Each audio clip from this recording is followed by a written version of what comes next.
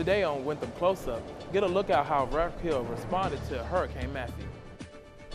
Are you feeling tension? Find out how to release some stress up next on Close Up. Hurricane Matthew marches towards the coast. Hotels in Rock Hill are flooded with residents from the Low Country. Up next on Close Up.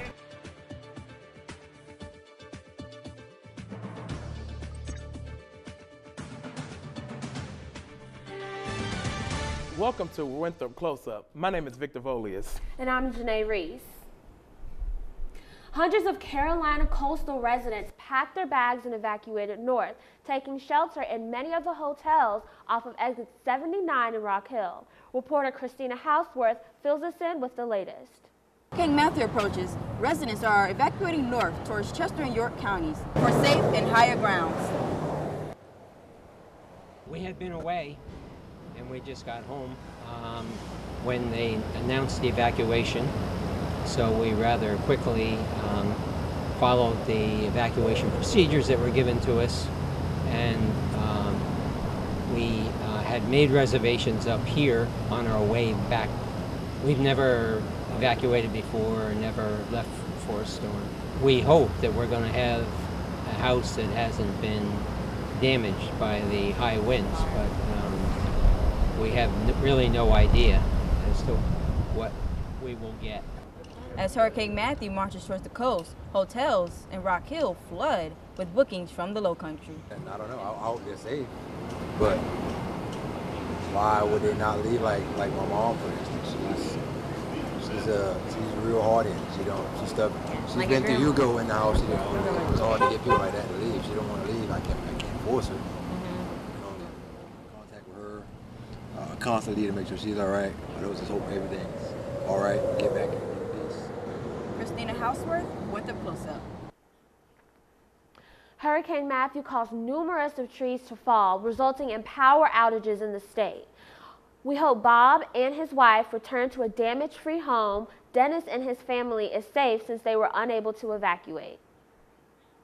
As several families evacuated, many hotels took advantage of Hurricane Matthew, seeing an opportunity to profit from the natural disaster. The Johnson family was able to save money from inflated hotel prices by crashing at a relative home in Rock Hill. To cap off the weekend, and it was great, all the family together eating around the table. So we had a really good weekend, ready for them to get back to normal activities. Saida opened her home to her family, or refugees as she jokingly called them, for her birthday dinner. The Johnson family enjoyed a southern meal of fried fish and shrimp, corn on the cob, jambalaya rice, cornbread, and garlic biscuits. Although the Johnsons escaped the storm, it also allowed the family to celebrate Sadia's birthday.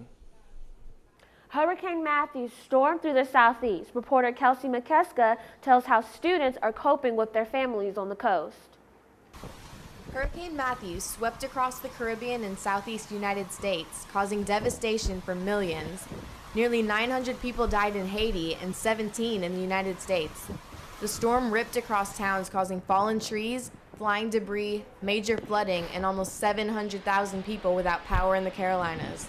The storm surge caused flooding that was waist deep in Charleston. I was walking in front of Burns, and the wind was blowing, and a tree branch that was just willowing in the wind all of a sudden just came down with like the fury of God and slapped me across the face. As you can see, it's not too bad here in Rock Hill, just a light rain, not too much damage, but students are concerned more about their families and their homes on the coast.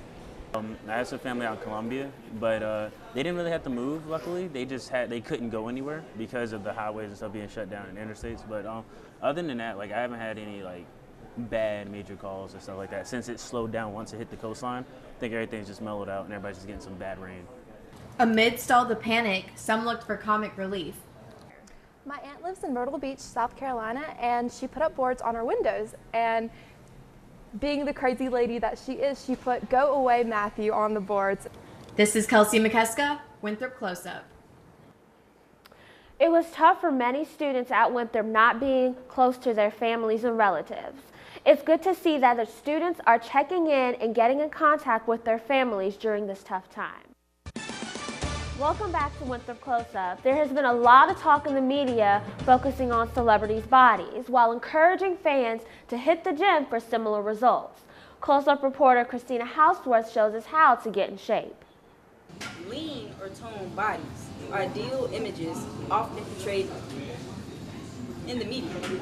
Media definitely plays a role and always has on body image for females, but also in males. Females, it's become less of a health focus and more of a specific body focus. And for males, it is the desire to have certain body image of muscular stature, tall, lean, etc. This morning I was in the weightlifting class that's required by all freshmen. Nowadays, body imaging is really important because that's mainly what people look at. I'm used to working out regularly because I played football for a while, so I'm pretty used to it. Honestly, I believe that the media gives people unrealistic expectations on what their body should look like. I try to encourage them as much as possible and let them know that their goals are attainable. They don't have to look like the models in the magazines. They can just be the best person that they can be. Who doesn't want to look and feel their best? Your gold medal body won't be achieved overnight. It starts by making healthier eating decisions and doing regular exercises that you like. Christina Houseworth, Winthrop Close Up. BMX racers from around the globe came to Rock Hill for the UCI BMX Supercross World Cup, where world-class Olympians are fighting it out. Janae Reese got a closer look at the BMX World Cup. The Rock Hill community came together to see BMX racers from across the world battle it out for the UCI World Cup. Racers and children of all ages kept their excitement rolling as racers were lining up.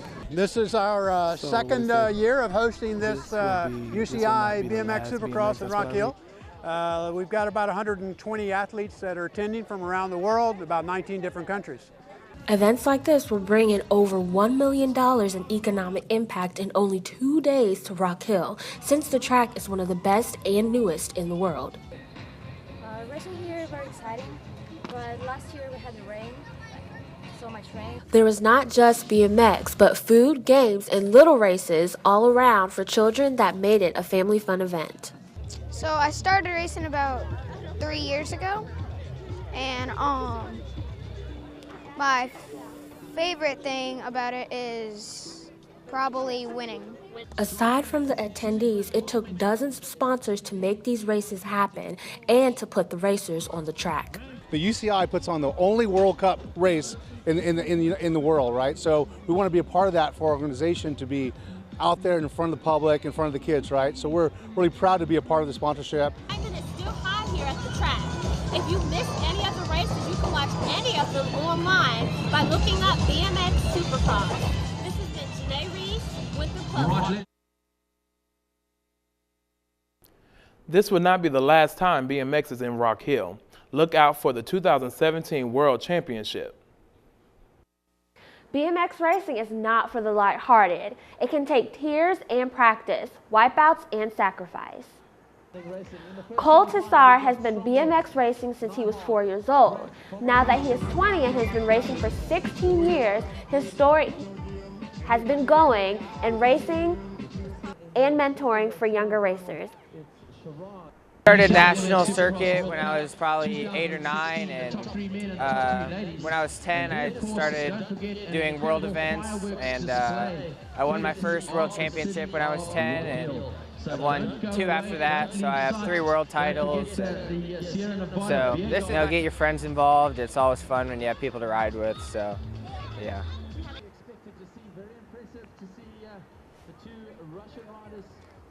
Although Tessar did not qualify to the second round in the UCI BMX World Cup, his mentoring is helping young racers pave their way to greatness.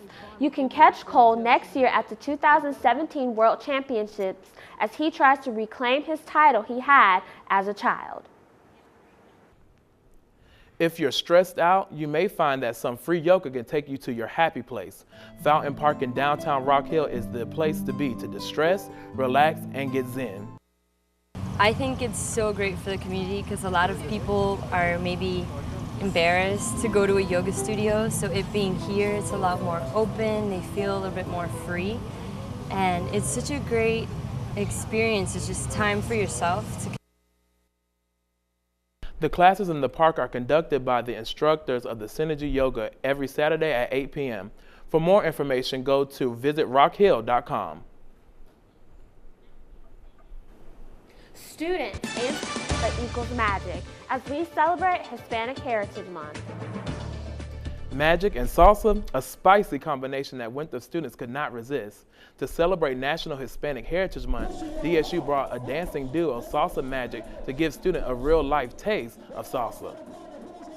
Mentioned in the show, the beautiful thing about Hispanic culture is, it's not only about the food and the music, but it's the dance, and it all comes together. So really to realize that Latin dancing speaks all languages and all races. Students danced the night away, and a few students won an opportunity to go to Washington, D.C. for a salsa conference. Students walked away from the event learning traditional Latin dance moves. Did you know anybody who was affected by the hurricane? Anybody's families? Yeah, actually, I knew a bunch of students who had aunts, grandmothers, and everything that couldn't even leave their homes. So it was really nerve-wracking for most of them. This has been Winthrop Close Up. You can follow us on Facebook or on Twitter at Winthrop Close Up. We'll see you next week.